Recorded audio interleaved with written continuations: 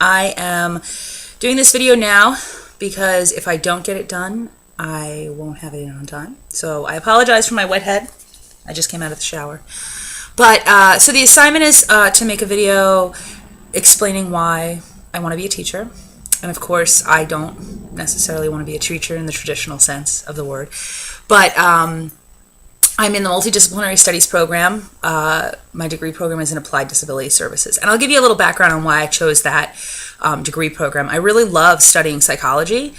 Don't want a bachelor's degree in psychology.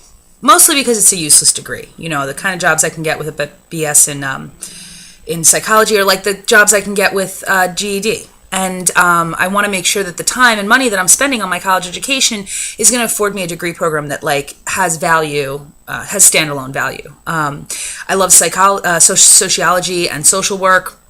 I don't really want to be a social worker. So the Applied Disability Services degree program affords me a lot of flexibility. I can study the subjects that I really enjoy, and I end up with a degree program that's versatile enough that I can, stretch it across a lot of different genres as far as the employment field. What I ultimately plan to do is this. I'd like to create a nonprofit organization that helps to network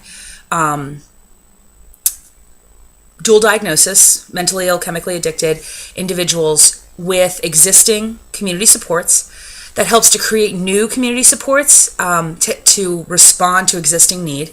And one of the primary things that we'd like to be able to do with this is to walk people through the application processes for things like Social Security disability, food stamps, Medicaid. These are programs that are literally designed for people to fail, right? The fact that they're ridiculously difficult to navigate, that's not like a consequential byproduct. That's literally the intention. And these programs are designed in that way so that they can weed people out and the government can save money. What happens as a result is that you have people who have significant need, who lack self-advocacy, who are literally just falling through the cracks. And I'll give you an example. I have been doing freelance advocacy for the past decade plus. I worked with a young woman, called me frantic one day. She had just gotten her first apartment. She was a recipient of Social Security, SSI, Supplemental Security Income. And she had gone through homelessness. She was living with significant mental health issues, and as well as chemical dependency. And she had finally been able to secure insurance and get to a doctor and start being treated for these ailments. And she had acquired an apartment. And she called me hysterical one day. She'd gotten a letter from the Social Security Administration saying that because of income changes, her benefits were going to be reduced. And the new amount for her benefits was not going to be enough to cover the cost of her rent. And so, this caused obvious distress. She was like, what am I going to do? I'm going to be homeless. I can't go back to that life.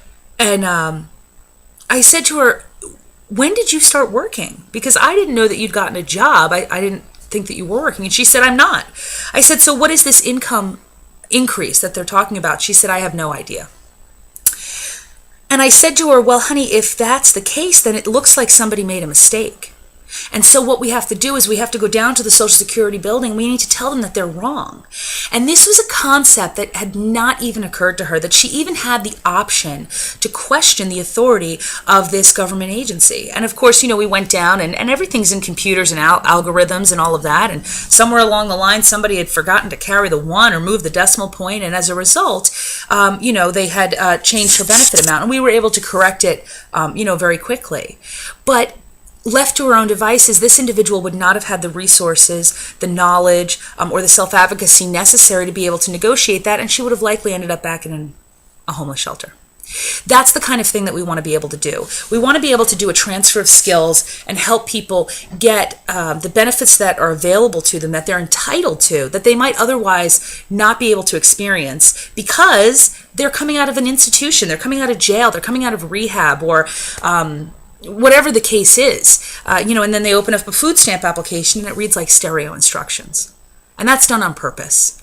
What we'd also like to be able to do is to do a transfer of skills and train social workers, case managers, people whose clientele are of a demographic that would benefit from these types of programs, and train them to get their clients approved for these kinds of programs. There's a lot of different directions that we can go with it. We could look into transitional housing and supportive living. But ideally, I want to be able to create an organization that provides advocacy, that can be a voice for people who might not otherwise have one.